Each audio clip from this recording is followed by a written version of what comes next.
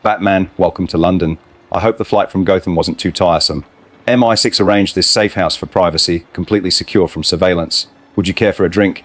I have excellent scotch, though I suspect you'll decline as usual. How have you been managing the criminal situation in Gotham? I read the intelligence reports. Your city presents unique challenges compared to international espionage work. How's Alfred keeping? Bond, good to see you again. I'll pass on the drink, but thank you. Alfred's doing well. He sends his regards and mentions something about your taste in ties being questionable. Gotham's been difficult lately, more arson cases than usual. That's actually why I'm here. I need perspective from someone who deals with international threats and understands criminals who use fire as psychological warfare. Your experience with organizations like SP Tower gives you relevant insight. Alfred has never approved of my fashion choices, but I respect his opinion anyway. Arson cases are particularly nasty. Fire doesn't discriminate, it kills everyone equally. I've dealt with a few pyromaniacs during my career. Terrorists who use incendiary devices for maximum terror effect. What specifically brings you to London? Is there a Gotham arsonist who's expanded operations internationally? Or are you pursuing someone who's fled to British territory? Garfield Lynns, codename Firefly. He's a special effects technician who became obsessed with fire after a workplace accident left him severely burned. Now he wears a fireproof suit with jetpack and flamethrowers, setting buildings ablaze across Gotham. But he's not just burning randomly anymore. Intelligence suggests he's been contacted by international arms dealers interested in his incendiary technology. If they get his designs, we're looking at untraceable firebombs distributed globally. A burned man with advanced incendiary technology being courted by arms dealers. That's a dangerous combination. Once that technology reaches the black market, every terrorist organization will have access. I've seen what happens when effective weapons become widely available. Body counts rise exponentially. Do we know which dealers are interested? Russian, Chinese, Middle Eastern groups? Understanding the buyer helps predict what they'll do with the technology once acquired. Multiple interested parties from what I've gathered. Russian oligarchs who want plausible deniability for their attacks, Chinese industrial spies interested in corporate sabotage applications, and at least 2 terrorist cells that see fire as ideologically significant. The auction for Firefly's technology happens in 3 days at undisclosed location. Lynns will demonstrate his equipment personally, then sell to highest bidder. We need to stop the sale and prevent the technology from spreading. An auction with live demonstration.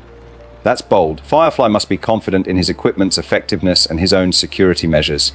These underground auctions usually happen in neutral territory with heavy protection. Switzerland, international waters, sometimes even private islands. Have your intelligence sources narrowed down the location? Without knowing where this auction takes place, we can't intercept it, and we're running out of time if it's happening in 3 days. I've traced the communications to a private estate in the Scottish Highlands. Remote location, minimal civilian presence, perfect for demonstrating destructive technology without attracting attention. The estate belongs to a shell corporation, but the real owner is Victor Kroos, former KGB agent turned weapons broker. He's hosting the auction and providing security. Estimated 40 armed guards, surveillance systems, and probably contingencies for uninvited guests. We can't just walk in the front door. Victor Kroos. I know that name. MI6 has a file on him, wanted for arms dealing across 3 continents. He's cautious and professional, never leaves evidence, always has exit strategies. Crashing his auction won't be simple. We'd need a way inside that doesn't trigger his security. What if we don't crash it? What if we attend as potential buyers? I've played arms dealer before in undercover operations. Could work here if we create convincing cover identities. Let's get Robin's input. Firefly's obsession with fire comes from his burns and the trauma of his accident. He sees fire as beautiful and purifying, something that transformed him from ordinary technician into someone powerful.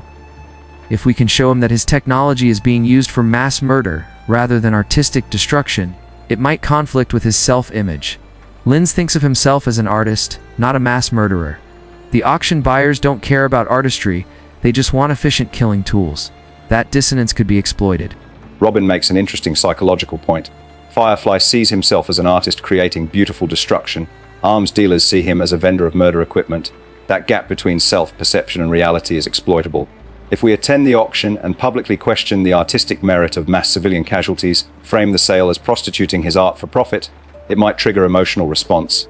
He could sabotage his own auction if we push the right psychological buttons. Psychological manipulation during the auction is one approach, but we need backup plans. I've been developing a chemical compound that neutralizes Firefly's fuel mixture. It doesn't extinguish existing fires, but it prevents new ignition.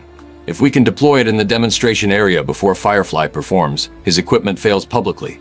Buyers lose interest when the product doesn't work. No sale, no technology transfer.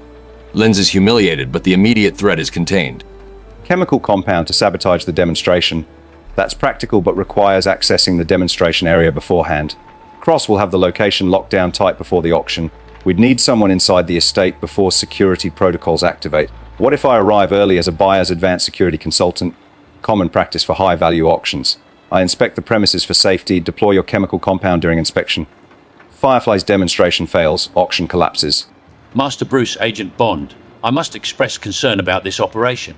You're proposing to infiltrate a heavily guarded estate hosting international criminals and arms dealers. If your covers are compromised, you'll be facing 40 armed professionals with no backup and no legal protection. MI6 can't officially support this operation, and Gotham police have no jurisdiction in Scotland. What's your extraction plan if everything goes wrong? Alfred's right about needing extraction contingencies.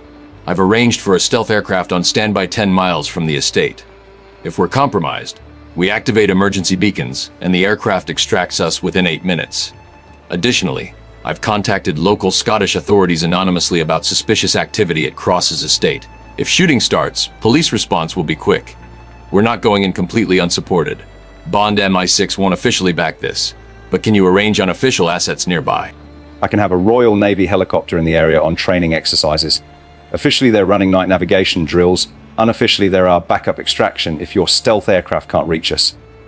Between your chemical sabotage, my undercover work, psychological manipulation of Firefly, and multiple extraction options, we've covered the major failure points. Let's stop this auction, keep dangerous technology off the black market, and send Firefly back to Arkham where he belongs. Time to get to work.